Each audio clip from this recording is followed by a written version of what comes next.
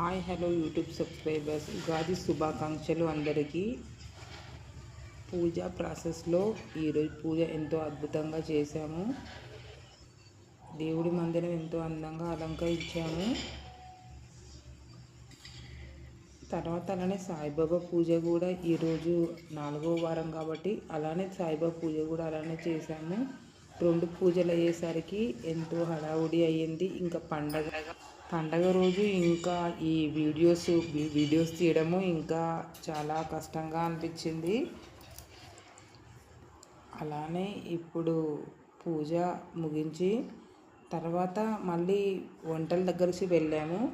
Subscribers, భక్ష్యాల గురించి మనం ఒక 3 గ్లాసెస్ శనగపప్పు నానబెట్టుకుందాం. ఫస్ట్ పప్పు నానబెట్టి కుక్కర్లో వేసి ఒక 5-6 విజిల్స్ వచ్చాక దానిలో బెల్లము వేసి కొంచెంసేపు అలానే కొంచెం ఉడికాక దానిలో సోంపు వేసి అలానే ఉడకనివ్వాలి. ఉగాది పండగలోని 6 రుచులు జీవితంలోని సుఖదుఖాల సమ్మేళనానికి ప్రతీక. తీపి, పులుపు, ఉప్పు, కారము, చేదు, వగరు రుచులతో తయారయ్యే ఈ పచ్చడితో సంవత్సరంలో ఎదురయ్యే మంచి చెడులను, కష్టసుఖాలను సమానంగా స్వీకరించాలని సూచిస్తుంది. అలానే ఈ పచ్చడిలో అన్నీ కలుపుకొని వేప పువ్వు, మామిడి ముక్కలు, ఇంకా బెల్లము, కొంచెం సోంపు పౌడరు అవన్నీ వేసి కలుపుకోవాలి.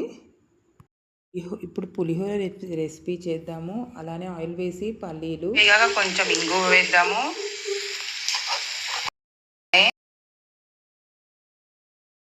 కొంచెం జీలకర్ర వేద్దాము.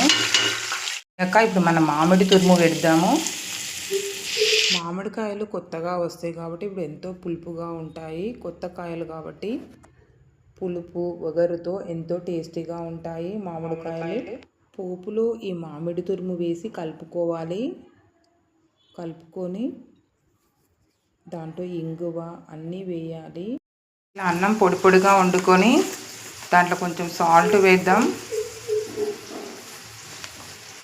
ఈ మామిడి తురుము మొత్తం ఉడికాక ఇప్పుడు మనం రైస్లో వేసుకున్నాము.